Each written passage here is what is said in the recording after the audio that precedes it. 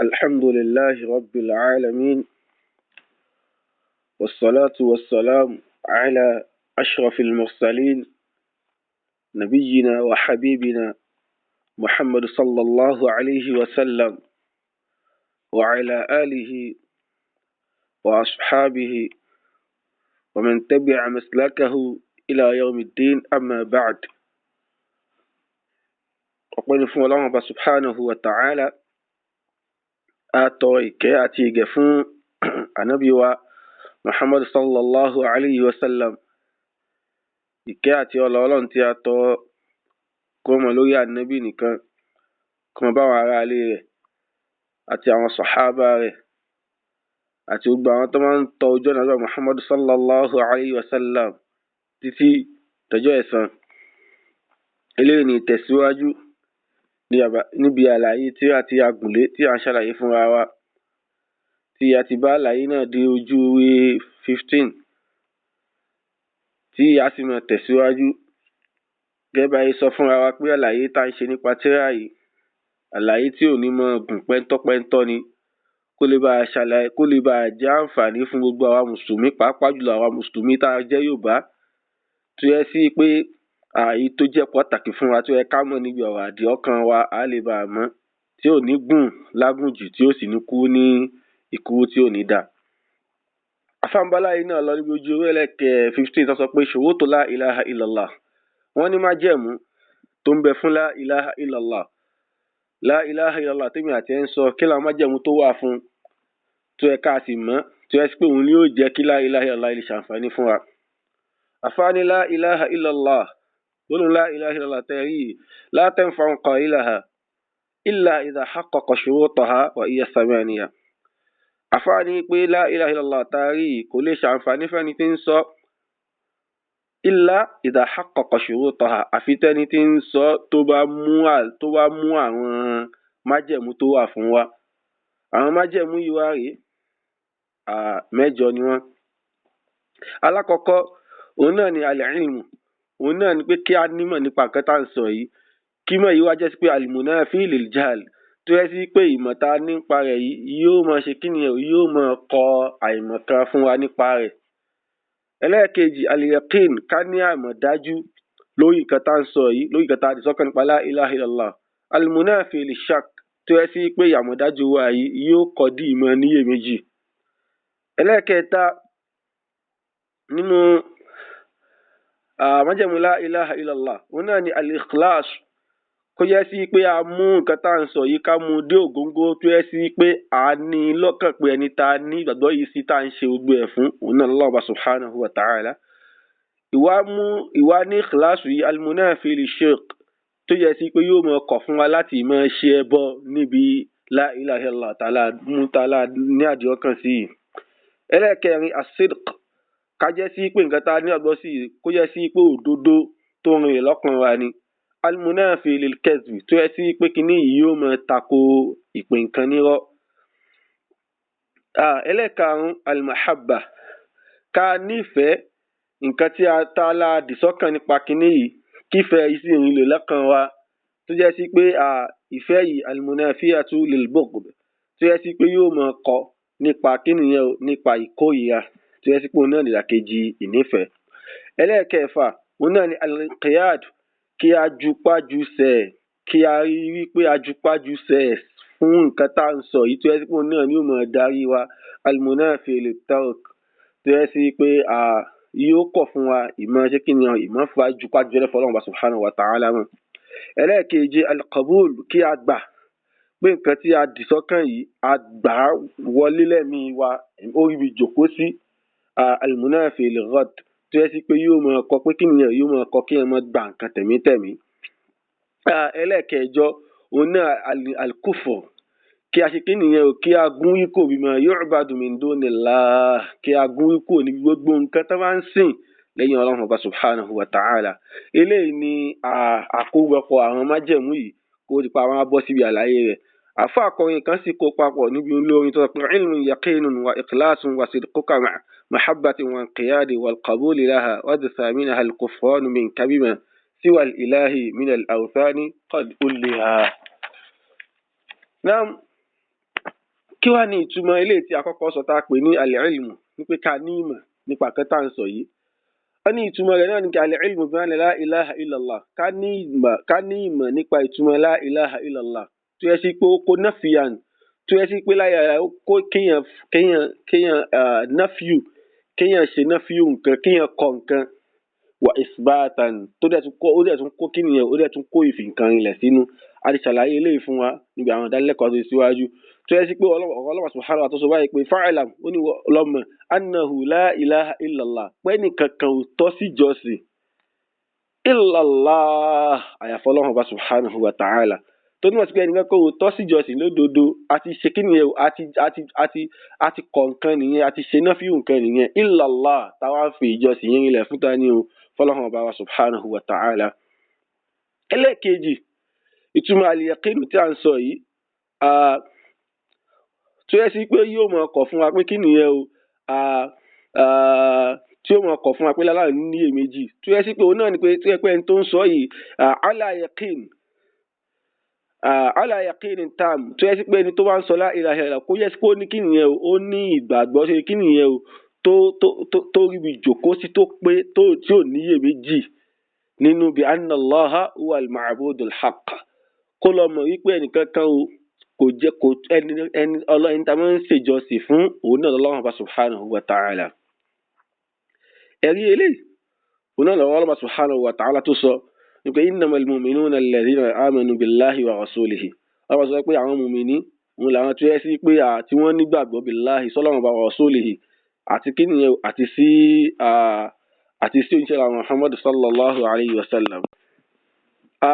thumma lam yaghtabu tó yẹ sí pé wọ́n sì ní èméjì pẹ̀lú nǹkan tí wọ́n ń sọ yìí wajahadu bi amwalihim wa anfusihim wọ́n wá ṣe kí ni wọ́n wá ń jagun sójú Ọlọ́hun Ọba subhanahu wa ta'ala pẹ̀lú owó wọn wa anfusihim fi sabilillah wọ́n ń jagun pẹ̀lú owó wọn àtẹ̀mí wọn sójú Ọlọ́hun Ọba subhanahu wa ta'ala ulaika humus sadiqun àwọn tá à ń sọ yìí àwọn lẹni tó yẹ sí pé kí nìyẹn tí wọ́n jẹ́ ẹni tí ó gba Ọlọ́hun Ọba subhanahu wa ta'ala gbọ́ lódodo àwọn lẹni òdodo. ìtumọ̀ ilé tó wá sọ pé ní lam yaghtabu àwọn tó yẹ sí pé wọ́n níyè méjì sórí nǹkan tí wọ́n gbàgbọ́ sí tó túmọ̀ sí pé tó bá ti lépa àdó la ilaha illallah yìí gbọ́ àbọ̀dọ̀ máa ṣe èméjì àbọ̀dọ̀ yẹ pé àbọ̀dọ̀ ní yaqin àbọ̀dọ̀ ní àmọ̀dájú tó dúró déédéé. ẹlẹ́kẹta òun náà ni al-ikhlas òun náà ni kí nìyẹn o kí a fọ àwọn iṣẹ́ wa mọ́ fún Ọlọ́hun subhanahu wa ta'ala tó yẹ sí kí gbogbo ìjọsìn wọn tá bá ń ṣe lillahi wahda tó yẹ pé àní ṣe fẹ́ nìkankan àyàfọ́ Ọlọ́hun subhanahu wa ta'ala wala tusrif minha shay'an li ghayrillah tó yẹ sí pé sì ní kí nìyẹn o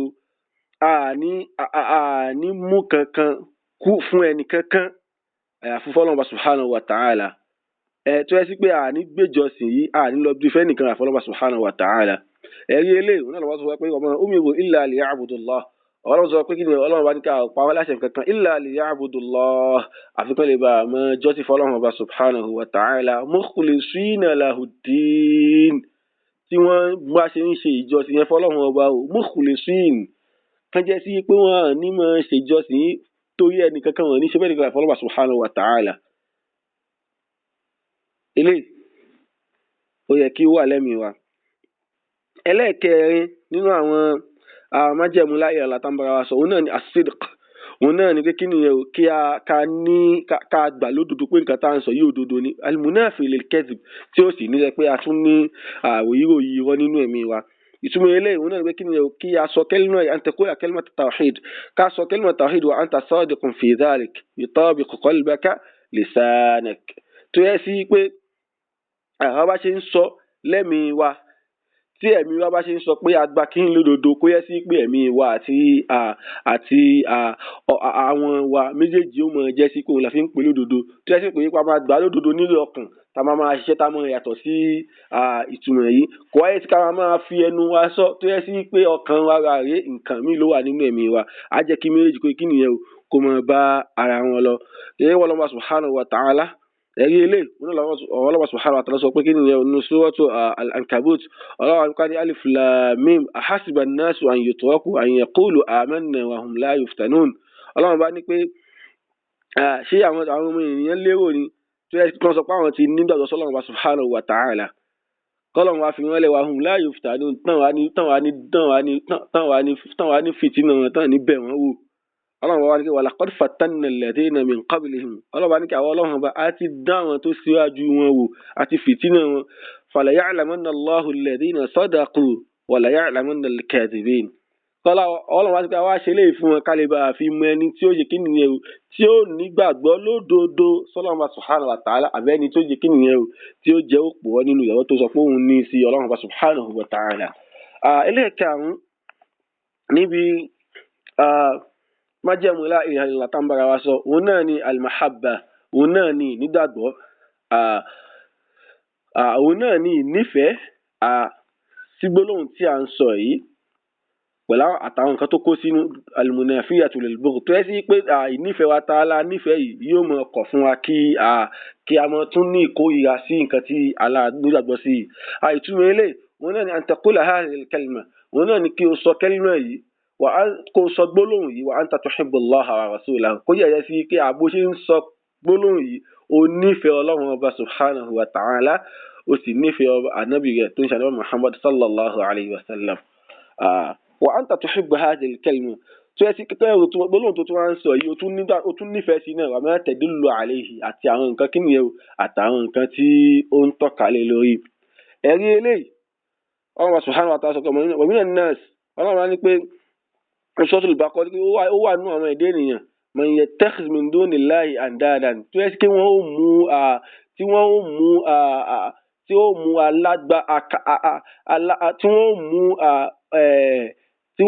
mú fún ọlọ́run bá subhanahu wa ta'ala andadan àwọn ẹni tó yẹ kí wọ́n mọ̀ rí pé wọ́n jọ ń bọ́ ọlọ́run bá kẹ́gbẹ́ yuhibbunahum ka hubbillah àwọn ẹni tó wá mú kalẹ̀ yìí pé ọlọ́run bá kẹ́gbẹ́ wọn máa nífẹ̀ẹ́ wọn gẹ́gẹ́ bó ṣe ń nífẹ̀ẹ́ ọlọ́run ọba. ọlọ́run wa ní kí walladhina amanu ashaddu hubban lillah ṣùgbọ́n àwọn ìtẹ́ kí wọ́n lọ́dọ̀ sọ́lọ́mà subhanahu wa ta'ala lódodo ashaddu hubban lillah ìfẹ́ wọn sọ́lọ́mà subhanahu wa ta'ala ni wọ́n ń lágbára jù ìfẹ́ ọlọ́run subhanahu wa ta'ala yẹ kó lágbára jù lórí ẹ̀mí ìwọ tó bá sọ pé mùsùlùmí ní ẹ tó sì ló ń lọ́dọ̀ sí kẹ́límà la ilaha illallah. so eléyìí ó yẹ kí a mójútó. ẹlẹ́ẹ̀kẹfà nínú ìtumọ̀ la ilaha illallah nínú májẹ̀mú rẹ̀ astaghfirullah òun náà ni al-inqiyad kí a jupá ju sẹ́ẹ̀lẹ̀ fọlọ́run ọba subhanahu wa ta'ala al-munafi lit-tark tó yẹ sí pé ìjọba fìyẹ́lẹ̀ yóò máa kọ̀ fún wa láti kí nìyẹn o láti juwọ́ ju sẹ́ẹ̀lẹ̀ fún ọlọ́run láti mọ́ juwọ́ sẹ́ẹ̀lẹ̀ fún ọlọ́run subhanahu wa ta'ala. ìtumọ̀ ilé òun náà ni ká máa sin ọlọ́run ọba an ta'buda Allaha wahdahu òun náà ni kó máa sin ọlọ́run ọba subhanahu wa ta'ala wàtàǹkọ́dà lè shari'atihi kó o sì jẹ́ sí pé ẹni tí ó mọ̀ ṣe kí nìyẹn o tí ó mọ̀ tẹ̀lé tí ó ju ara ẹ̀ lẹ̀ pẹ̀lú ìmọ̀ tẹ̀lé àwọn òfin tọ́lọ́run subhanahu wa ta'ala gbé kalẹ̀ wa tu'mina biha tí ó sì nígbàgbọ́ sí wa ta'taqida annaha al-haqq tí ó sì jẹ́ sí pé ó sì nígbàgbọ́ wípé nǹkan tí ó gbà sọ́kàn yìí o haqqu ni òdodo ni. ẹ̀rí eléyìí òun náà ni ọlọ́run subhanahu wa ta'ala sọ ní kí wa anibu ila rabbikum wa aslimu lah ọlọ́run bá ní kí wa anibu ila rabbikum ẹṣẹ́ ipa àsọ́dọ̀ ọlọ́run ọba yín wa aslimu lah kẹ́ẹ̀sì kẹ́ẹ̀jupá ju sẹ́ẹ̀lẹ̀ fọlọ́run ọba subhanahu wa ta'ala kẹ́ẹ̀jẹ́ òní ó mọ̀ ṣe àlá kẹ́ẹ̀jẹ́ pé ẹ̀ mọ̀ tẹ̀lé òfin ọlọ́run ọba subhanahu wa ta'ala. ẹlẹ́ẹ̀keje nínú túmọ̀ nínú májẹ̀mú la ilaha illallah òun náà ni alqabul almunafi lilghad òun náà ni kí a gbà gbólóhùn yìí ká gbà sọ́kàn ká gbà tẹ̀mítẹ̀mí kó yẹ sí pé ìgbà tẹ̀mítẹ̀mí wa ẹ̀ ń sẹ́ almunafi lilghad tó yẹ sí pé yóò mọ̀ kọ̀ fún wa láti mọ̀ ṣe kí nìyẹn o láti lè dá pé láti lè àrọ́dù ká kọ̀ nǹkan pé nígbàgbọ́ sí mọ́. ìtumọ̀ ilé òun náà ni an taqbala hadhihi al-kalima òun náà ni pé kí nìyẹn o kí o gba àwọn kẹ́límà yìí kí o gbà wa taqbala ma dallat alayhi min ikhlasil ibadati lillahi kó o sì jẹ́ sí pé kó o tún wá gba àwọn nǹkan tó ń dálé lórí min ikhlasil ibadati lillah nínú àwọn nǹkan tó ń tọ́ka sí pé ìmọ̀ ìjọsìn tá a rí ká ọlọ́run ọba nìkan la máa ń ṣe é fún wa tarku ibadati ma siwa tó yẹ sí pé a sì kọ ìmọ̀ ṣe ìjọsìn yìí fún ẹlòmíì. ẹ̀rí eléyìí òun náà lọ ẹ̀rí eléyìí náà lọ́wọ́ Allah subhanahu wa ta'ala tó sọ ní suratu Safat ọlọ́run bá ní pé innahum kanu idha qila lahum la ilaha illallah yastakbirun ọlọ́run bá la ilaha illallah yastakbirun ọlọ́run bá ní pé àwọn ẹni yìí innahum wọ́n jẹ́ nìkan kanu idha qila lahum la ilaha illallah tán bá sọ gbólóhùn la ilaha illallah fún wọn pé ẹ má ṣèjọ tìfẹ́ nìkan kan mọ́ àfọlọ́run bá subhanahu wa ta'ala nìkan yastakbirun wọ́n máa ṣègbéraga ويقولون إنا لتاركو آلهتنا لشاعر مجنون wọ́n máa sọ yìí pé ṣé wàá ń sọ fún wa pé káwa fi nǹkan àwọn ọlọ́run bá wa tá ń sinlẹ̀ لشاعر مجنون fún akọrin tó yẹ sí pé akọrin ni ó tún wá jẹ́ wèrè ilé wọ́n mọ̀ sọ tó máa ti sọ fún wọn kán gba nǹkan tí wọ́n gba ìtumọ̀ láyé kán gbà ní tọkàntọkàn kán gbà láláì ní kọ nǹkan kan ń bẹ̀ so eléyìí wọ́n ní ẹlẹ́ẹ̀kẹjọ tí ń jẹ́ ìparí rẹ̀ òun náà ni alkufu bima yu'badu min dunillah òun náà ni ká ṣe kèfèrí ká gún ikú níbi ìmọ̀ jọ́sìn fún nǹkan tó bá yàtọ̀ sọ́lọ́run subhanahu wa ta'ala